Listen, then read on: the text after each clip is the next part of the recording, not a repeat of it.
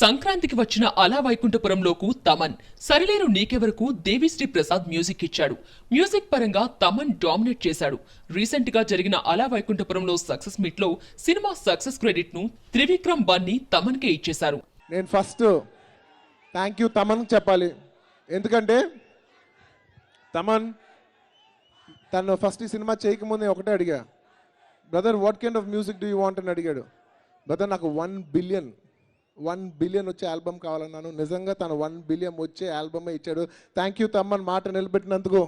తమ్మన్ అసలు ఎలాంటి సంగీతాన్ని అందించాడంటే మనం అసలు కాలు కదపకుండా ఉండలేనంత మన గుండెల్లోకి వచ్చేసి మీరు ఈ సినిమాకి వస్తారా రారా, మీరు ఈ సినిమా చూస్తారా చూడరా, మీరు ఎందుకు టికెట్ కొనరు అని మనని ఇబ్బంది పెట్టి మన డ్రాయింగ్ రూమ్లో కూర్చుని మన ఇంట్లోని బయటికి వెళ్ళి టికెట్ కొనే వరకు ఊరుకోవాలి అసలు తమన్ ఎవరిని. అందుకనే ఇంత ఆదరణ, ఇన్ని కలెక్షన్స్, ఇంత అభిమానం తీసుకొచ్చారు. అరవింద సమేత వీరరాఘవ మొదలు త్రివిక్రమ్ డైరెక్షన్ లో తన్ని తాను మార్చుకుంటూ సిచ్యువేషనల్ సాంగ్స్ తో కొత్త తమ్మన్ బయటకొచ్చాడు.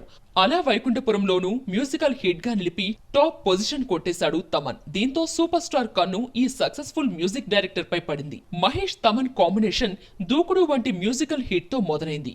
బిజినెస్ మ్యాన్ తో మరో హిట్ అందుకుంది. ఆగుడు ఫ్లాప్ తర్వాత ఈ ఇద్దరి కాంబోలో మరో మూవీ రాలేదు. సరిలేరు నీకెవరు తర్వాత మహేష్ వంశీ పైడిపల్లి కలయికలో వచ్చే సినిమాకు మ్యూజిక్ డైరెక్టర్ గా తమన్ను సంప్రదించినట్టు తెలిసింది.